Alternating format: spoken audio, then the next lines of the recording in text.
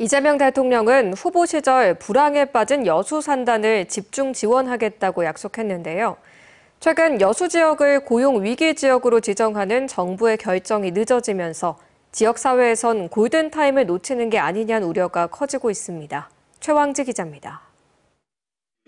이재명 정부 출범 후 4주차, 여수 지역 국회의원들과 노동계가 여수 산단에 대한 정부 차원의 신속한 대응을 촉구했습니다.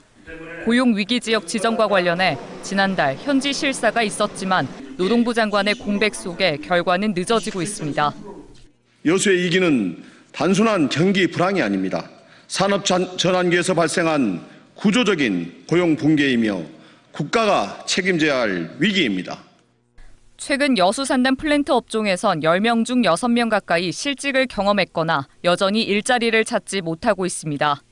하지만 비정규직이 많은 여수 지역 고용 구조상 통계에 산정되지 못한 노동자가 많아 노동부가 정한 정량적 요건을 충족하지는 못하고 있습니다.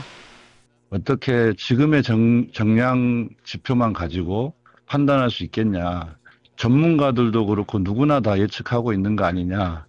그래서 정성적 조건을 충분히 감안해서 빠른 지원을 해야 된다.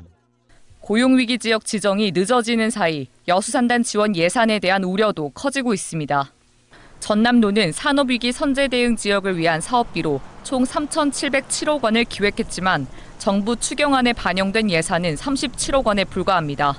전남도는 내년 본 예산에 760억 원을 추가로 반영하겠다고 했지만 산업위기 선제 대응 지역 지정 기간이 1년 반밖에 남지 않아 속도감 있는 지원이 필요하다는 지적이 나옵니다.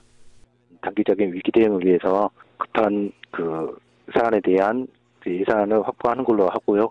2026년도 본 예산에 즉 산업위기 대응 지원 사업 등 지속적으로 반영 건의해 나가도록 하겠습니다. 최근 울산과 서산 등 석유화학 위기를 겪는 다른 지자체도 산업위기 지정을 추진하고 있습니다. 하지만 일각에선 여수가 먼저 선정이 되고도 골든타임을 놓치는 것 아니냐는 우려는 여전히 이어지고 있습니다.